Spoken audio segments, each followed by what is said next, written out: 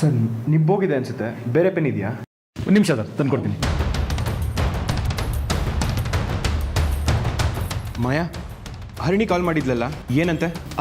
ಇಲ್ಲ ಮಾವ, ಅದು ರಿಸೀವ್ ಮಾಡೋದಕ್ಕೂ ಮುಂಚೆನೇ ಕಟ್ಟಾಗೋಯ್ತು. ಹಾಗಾದ್ರೆ ತಗೊಳ್ಳಿ ಪೆನ್. ಮತ್ತೆ ನೀವೇ ಕಾಲ್ ಮಾಡಿದ್ರಾಯ್ತು, ತಲೆ ಕೆಡಿಸ್ಕೋಬೇಡಿ, ರಿಸೈನ್ ಮಾಡಿ.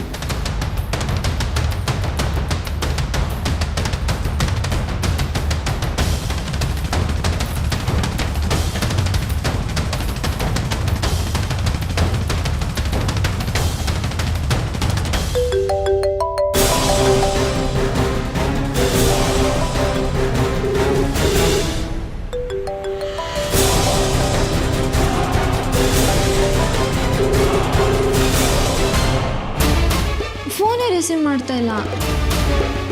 ಪರವಾಗಿಲ್ಲ ಬಿಡು ಹರಿಣಿ, ಮಾವಂಗೇನಾದರೂ ಕೆಲಸ ಇರುತ್ತೆ, ಬಂದಮೇಲೆ ಮಾತಾಡಿದ್ರಾಯ್ತು. ಬೆಳ್ಳಿ, ನಾನು ಇವಾಗ ಹೇಳಿಕೊಟ್ಟಿರೋದು ಮಾಮೂಲಿ ವಿಷಯ ಅಲ್ವೇ ಅಲ್ಲ, ತುಂಬ ಮುಖ್ಯವಾದ ವಿಷಯ. ನಾನು ಈ ವಿಷಯ ಹೇಳ್ತಿದ್ದಂಗೆ ಮುತ್ತು ಮಾವ ನಿನ್ನ ನೋಡೋಕ್ಕೆ ಓಡೋಡ್ ಬರ್ತಾರೆ, ನೋಡ್ತಿರು. ಯಾರು ಮಾಯಾ ಫೋನು? ಗೊತ್ತಿಲ್ಲ ಮಾವ, ಯಾವುದೋ ಅನ್ನೋನ್ ನಂಬರಿಂದ ಮಿಸ್ ಕಾಲ್ ಬಂದಿದೆ. ನೀವು ಸೈನ್ ಮಾಡಿ ಮಾವ.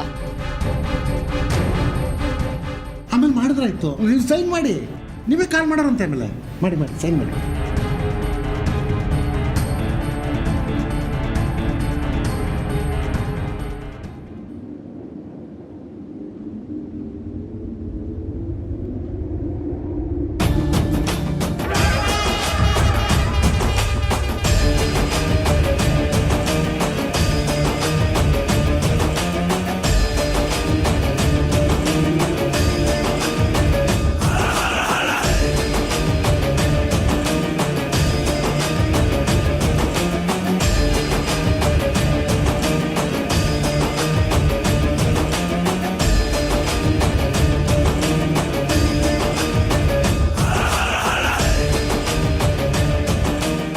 ಮಾವ ಸೈನ್ ಮಾಡಿ.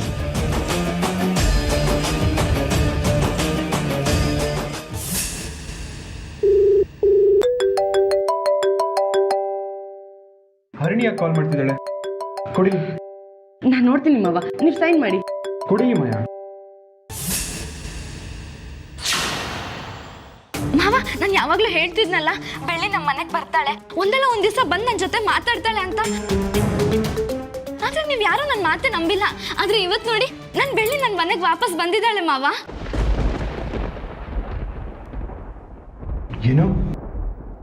ಬೆಳ್ಳಿ ಮನೆಗೆ ವಾಪಸ್ ಬಂದಿದ್ದಾಳ?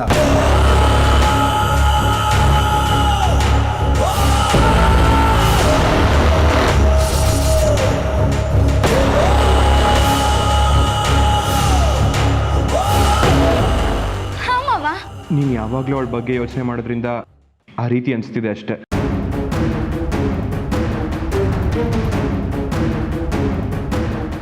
ಬೆಳ್ಳಿ ಬದುಕಿಲ್ಲ ಅಮ್ಮ, ನಮ್ಮನ್ನೆಲ್ಲ ಬಿಟ್ಟು ದೂರ ಹೋಗಿದ್ದಾಳೆ. ಅಯ್ಯೋ ಮಾವ, ನಿಮ್ಗೆ ನನ್ನ ಮಾತು ಮೇಲೆ ನಂಬಿಕೆ ಬರ್ತಿಲ್ಲ ಅಲ್ವಾ?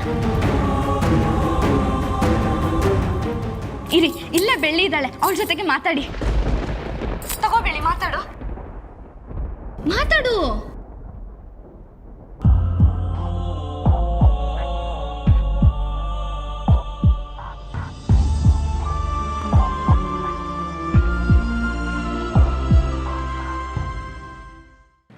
ಮಾವ,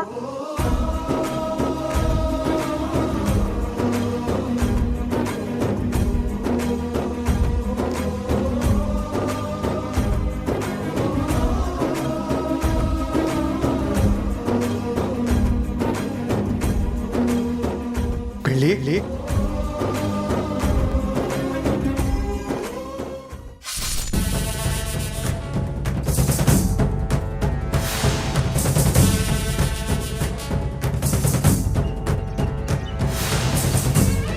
ನಾನು ಈಗಲೇ ಬರ್ತೀನಿ ಬೆಳ್ಳಿ.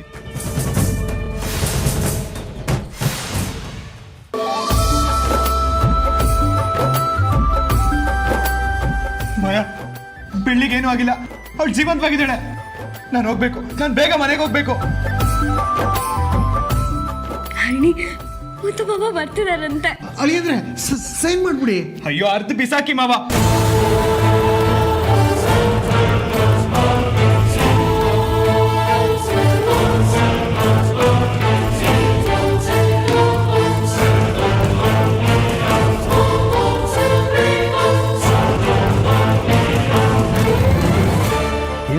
ಸೈನ್ ಮಾಡಿದ್ರೆ ಹಾಗೆ ಹೋಗ್ಬಿಟ್ರು. ಎಲ್ಲ ಸರಿಯಾಗಿದೆ ಅಂತ ಯಾಮರ್ಸಿದ್ ನೀವು ಸರಿಯಾಗಿದ್ದರೆ ಎಲ್ಲ ಸರಿಯಾಗಿರ್ತಿತ್ತು. ಯಾಮರ್ಸ್ಬಿಟ್ರಿ. ಯಾಮಾರಿಸಿದ್ದು ಅವರಲ್ಲ ಅಪ್ಪ, ನೀವು. ಸರಿ ನೀವು ಹೋಗಿ. ಸರಿ ಸರ್.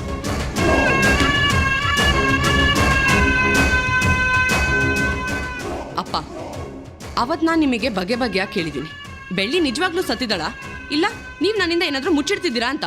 ಆದ್ರೆ ನೀವೇನಂತ ಹೇಳಿದ್ರಿ ಅಪ್ಪ? ಇಲ್ಲಮ್ಮ, ನಿಜವಾಗ್ಲೂ ಸತ್ತಿದ್ದಾಳೆ ಅಂತ ಸುಳ್ಳು ಹೇಳಿ ಈಗ ನನ್ನನ್ನ ಬೀದಿಲಿ ನಿಲ್ಲಿಸ್ತಿದ್ದೀರಾ. ಭಯ ಅದು.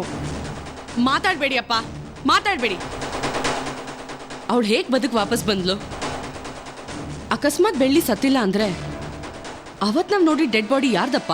ಅಲ್ಲಿ ಏನ್ ನಡೀತು ಅಂತ ನನಗೆ ಕ್ಲಿಯರ್ ಆಗಿ ಗೊತ್ತಾಗ್ಬೇಕು. ದಯವಿಟ್ಟು ಹೇಳಿ ಅಪ್ಪ. ಬೆಳ್ಳಿ ಅವತ್ತು ಬಾವಿ ಹತ್ರ ಕೂತ್ಕೊಂಡು ತನಗೆ ತಾನೇ ಮಾತಾಡ್ಕೋತಾ ಇದ್ಲು. ನಾನಾಗ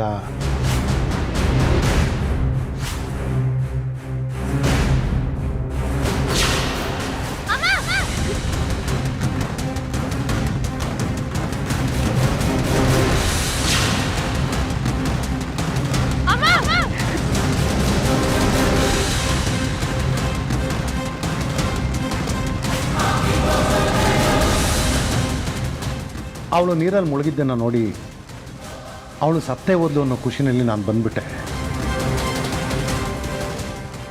ಆಮೇಲೆ ಡೆಡ್ ಬಾಡಿ ಹುಡ್ಕೋ ಪ್ರಯತ್ನ ನಡೀತು, ಆದರೆ ಡೆಡ್ ಬಾಡಿ ಸಿಗಲಿಲ್ಲ.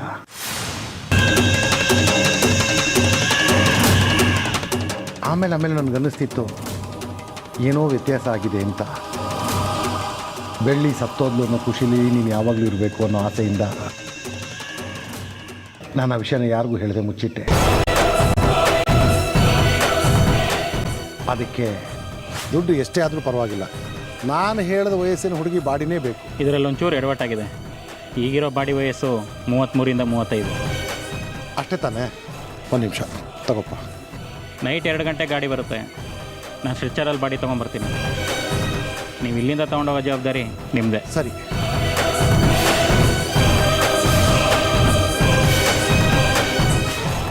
ದುಡ್ಡು ಕೊಟ್ಟು ಯಾವುದೋ ಹುಡುಗಿ ಡೆಡ್ ಬಾಡಿ ತಂದು ಅದೇ ಬೆಳ್ಳಿ ಡೆಡ್ ಬಾಡಿ ಅಂತ ಪ್ರೂವ್ ಮಾಡಿದೆ. ಆಮೇಲೆ ನನಗೆ ಸ್ವಲ್ಪ ಸಮಯ ಸಿಗುತ್ತೆ. ಅಷ್ಟರಲ್ಲಿ ಬೆಳ್ಳಿ ವಿಷಯನ ಎಲ್ಲರೂ ಮರ್ತುಬಿಟ್ಟಿರ್ತಾರೆ. ಅವಳೆಲ್ಲ ಇದ್ರು ಸರಿ, ಹುಡುಕಿ ಅವಳನ್ನ ಕೊಲೆ ಮಾಡಿದ್ರಾಯ್ತು ಅಂತ ನಾನು ಯೋಚನೆ ಮಾಡಿದ್ದೆ. ಆದರೆ ಬಾವಿಗೆ ಬಿದ್ದ ಬೆಳ್ಳಿ ಹೇಗೆ ಬದುಕಿದ್ಲು? ಅವಳನ್ನ ಕಾಪಾಡಿದವ್ರು ಯಾರು? ಅವಳು ಅಷ್ಟು ದಿವಸ ಎಲ್ಲಿದ್ಲು? ಯಾವ ವಿಷಯನೂ ನನಗೆ ಗೊತ್ತಾಗಲಿಲ್ಲ. ನಾನು ಇದನ್ನೆಲ್ಲ ಮಾಡಿದ್ದು ನಿನ್ನನ್ನು ಯಾಮರ್ಸೋಕ್ಕೋಸ್ಕರ ಅಲ್ಲ, ನಿನ್ನ ಒಳ್ಳೇದಕ್ಕೋಸ್ಕರ. ಆದರೆ ಏನು ಮಾಡಲಿ, ನಾನು ಮಾಡಿದ್ದೇ ಒಂದು, ಅದಾಗಿದ್ದೇ ಒಂದು. ನೀವ್ ನನ್ನನ್ನ ಯಾಮಾರಿಸಿದ್ರಿ ಅಂತ ಹೇಳ್ತಾ ಇಲ್ಲಪ್ಪ. ಆದ್ರೆ ಈ ವಿಷಯನೆಲ್ಲ ನನಗೆ ಮೊದಲೇ ಹೇಳಿದ್ರೆ ನಾನು ಏನಾದ್ರೂ ಪ್ಲಾನ್ ಆದ್ರೂ ಮಾಡ್ತಿದ್ದೆ. But now it's very late. ಬೆಳ್ಳಿ ಮತ್ತೆ ವಾಪಸ್ ಬಂದಿದ್ದಾಳಪ್ಪ. ಅವಳು ಬರೋದ್ರ ಜೊತೆ ಈ ಟ್ರಸ್ಟ್ ರಿಜಿಸ್ಟ್ರೇಷನ್, ನನ್ನ ಮದುವೆ ರಿಜಿಸ್ಟ್ರೇಷನ್ ಎಲ್ಲ ಕನಸಿಗೂ ತಣ್ಣೀರು ಎರಚಿದಾಳಪ್ಪ. ನೋಡಿ ಮುತ್ತು ಮಾವ ಹೇಗೆ ನಮಗೆ ಏನು ಕೇಳದೆ ಒಬ್ಬರೇ ಮನೆಗೆ ಹೋದ್ರು. ಸರಿ ಬಿಡಿ, ನಾವೀಗ ಮನೆಗೆ ಹೋಗೋಕೆ ಮೊದಲು ಯಾವ್ದಾದ್ರು ಗಾಡಿ ಸಿಗುತ್ತಂತ ಹೋಗಿ ನೋಡಿ. ಸರಿ ಅಮ್ಮ.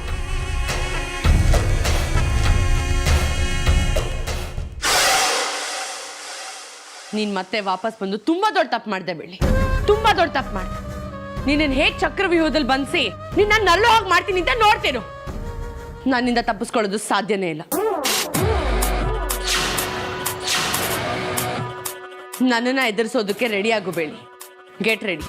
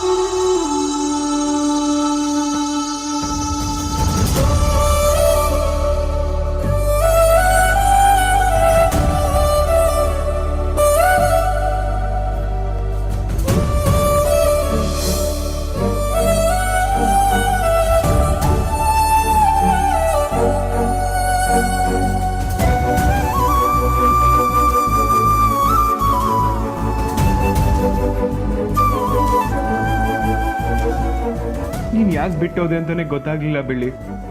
ನೀನು ಸತ್ತೋದೆ ಅನ್ಕೊಂಡು ಎಲ್ಲ ಕಾರ್ಯನೂ ಮುಗಿಸ್ಬಿಟ್ಟೆ.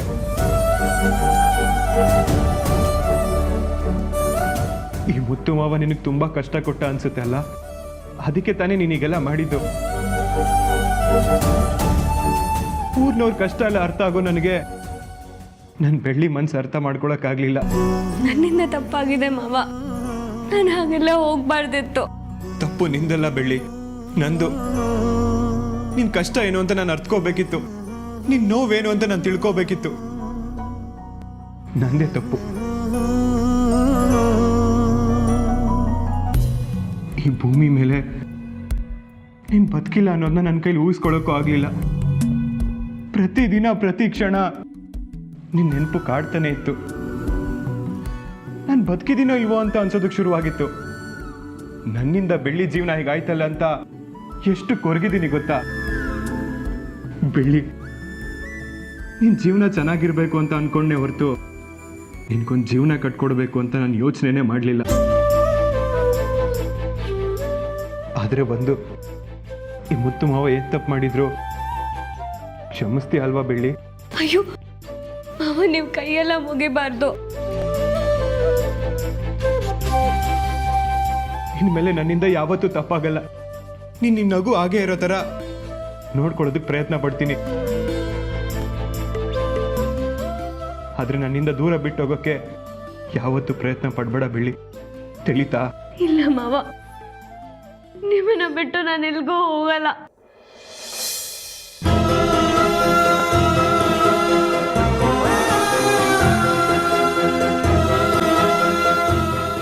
ಬೆಳ್ಳಿ, ನಿನ್ನಿಂದನೇ ನಾನು ಖುಷಿಯಾಗಿರ್ತಾ ಇದ್ದೆ. ನಿನ್ನಿಂದನೇ ನನ್ನ ದಿನ ಶುರುವಾಗ್ತಿತ್ತು. ಯಾಕೆಂದ್ರೆ ನನ್ನ ನಗುನೇ ನೀನು ಬೆಳ್ಳಿ.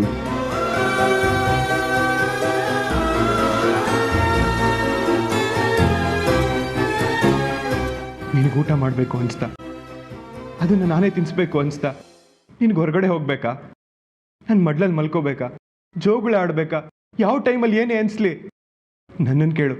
ಈ ಮುತ್ತು ಮಾವ ನಿನ್ನ ಮಾತು ಕೇಳಕ್ಕೆ ಯಾವಾಗಲೂ ರೆಡಿಯಾಗಿರ್ತಾನೆ.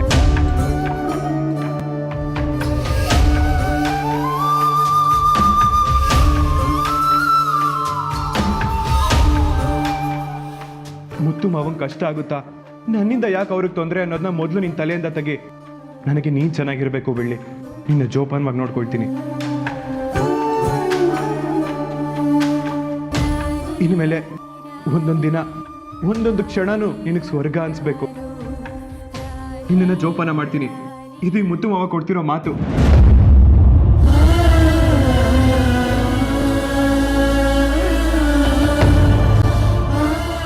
ಬೆಳ್ಳಿ, ಮಾಯಾ ನೋಡು, ಬೆಳ್ಳಿ ಮತ್ತೆ ವಾಪಸ್ ಬಂದಿದ್ದಾಳೆ. ಆಶ್ಚರ್ಯ ಅನ್ಸ್ತಿಲ್ವಾ? ಆಶ್ಚರ್ಯನಾ? ತುಂಬಾ ಆಶ್ಚರ್ಯ ಆಗ್ತಿದೆ ಮಾವ, ನನಗಿದು ನಂಬಿಕೆ ಆಗ್ತಿಲ್ಲ. ಅಲ್ವಾ? ನನಗೂ ಹಾಗೆ ಅನಿಸ್ತಿದೆ. ಬೆಳ್ಳಿ, ಇಷ್ಟು ದಿನ ನೀನು ಸತ್ತೋಗಿದೀಯ ಅಂತ ನಾವೆಲ್ಲರೂ ಅನ್ಕೊಂಡಿದ್ವಿ. ಆದ್ರೆ ಆ ದೇವರು ನಾವು ಅನ್ಕೊಂಡಿದ್ದನ್ನೆಲ್ಲ ಉಲ್ಟಾ ಮಾಡಿದ್ದಾನೆ. ನಿನ್ನ ಮತ್ತೆ ವಾಪಸ್ ಮನೆಗೆ ಬರೋವಾಗ ಮಾಡಿದ್ದಾನೆ. ನಾವೆಲ್ಲರೂ ನೀನು ಸತ್ತೋಗಿದ್ಯಾ ಅಂತ ಅನ್ಕೊಂಡಿದ್ವಿ. ಆದ್ರೆ ಒಬ್ರೇ ಒಬ್ರು ಮಾತ್ರ ನೀನು ಬದುಕಿದ್ಯಾ, ಎಲ್ಲೋ ಇರ್ತೀಯ, ಒಂದಲ್ಲ ಒಂದಿನ ಬರ್ತೀಯಾ ಅಂತ ಅನ್ಕೊಂಡಿದ್ರು.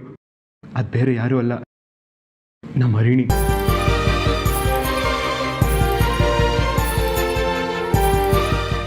ಅವಳ ಭಕ್ತಿನೋ ದೈವಶಕ್ತಿನೋ ಗೊತ್ತಿಲ್ಲ, ಆದ್ರೆ ನಿನ್ನ ದಾರಿಗೆ ಮಾತ್ರ ಕಾಯ್ತಾ ಇದ್ದಿದ್ದು ನಿಜ.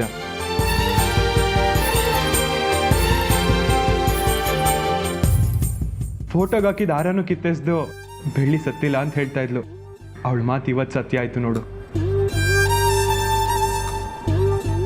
ಮಾವ, ಇದು ನಮ್ಮನೆ ಮಾತ್ರ ಅಲ್ಲ, ಇದು ಬೆಳ್ಳಿ ಮನೆ. ಬೆಳ್ಳಿ ನಮಗೋಸ್ಕರ ಇನ್ನೂ ಏನೇನೋ ಮಾಡೋದಿದೆ. ಬೆಳ್ಳಿ ನಮ್ಮನ್ನು ಬಿಟ್ಟು ಎಲ್ಲೂ ಹೋಗಲ್ಲ ಮಾವ. ಯಾವ್ಯಾವ ಕೆಲಸಕ್ಕೆ ಏನೇನಾಗಬೇಕೋ ಅದು ಹಾಗೆ ಆಗುತ್ತೆ. ಹೌದು, ಇವ್ರು ಯಾರು ಅಂತ ಗೊತ್ತೇ ಆಗಲಿಲ್ಲ. ಮಾವ, ಇವ್ರ ಹೆಸರು ಭಾಸ್ಕರ್ ಅಂತ. ಇವತ್ತು ನಾನು ನಿಮ್ಮ ಮುಂದೆ ನಿಂತ್ಕೊಂಡು ಮಾತಾಡ್ತಿದ್ದೀನಿ ಅಂದರೆ ಅದಕ್ಕೆಲ್ಲ ಕಾರಣ ಇವರೇ. ನಮಸ್ಕಾರ. ನಮಸ್ಕಾರ ಸರ್. ಕೂತ್ಕೊಳ್ಳಿ. Thank you. ನೀವು ಮಾಡಿರೋ ಉಪಕಾರನ ನನ್ನ ಬಾಯಿ ಮಾತಲ್ಲಿ ಹೇಳೋವಂಥದ್ದಲ್ಲ. ನಿಮ್ಗೆ ಹೇಗೆ ಥ್ಯಾಂಕ್ಸ್ ಹೇಳಲಿ ಅಂತಲೇ ಗೊತ್ತಾಗ್ತಿಲ್ಲ. ಆ ದೇವರು ಕೇಳಿದ್ರೆ ವರ ಕೊಡ್ತಾನೋ ಇಲ್ವೋ ಗೊತ್ತಿಲ್ಲ, ಆದರೆ ನೀವು ಕೇಳ್ದೇನೆ ವರ ಕೊಟ್ಟಿದ್ದೀರಾ. ಎಲ್ಲರೂ ಸೇರಿ ನನ್ನನ್ನು ದೇವ್ರು ಮಾಡಬೇಡಿ. ನಾನು ನನ್ನ ಕೈಲಾದ ಸಹಾಯ ಮಾಡಿದ್ದೀನಿ ಅಷ್ಟೇ. ಬೆಳ್ಳಿ ಪರಿಸ್ಥಿತಿನ ಯಾರೇ ನೋಡಿದ್ರೂ ಖಂಡಿತ ಅವಳ ಪ್ರಾಣ ಉಳಿಸಿರೋರು.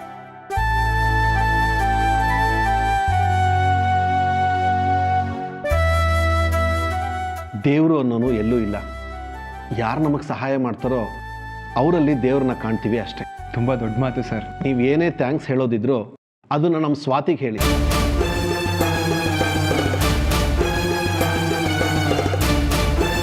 ಸ್ವಾತಿ, ಸ್ವಾತಿ.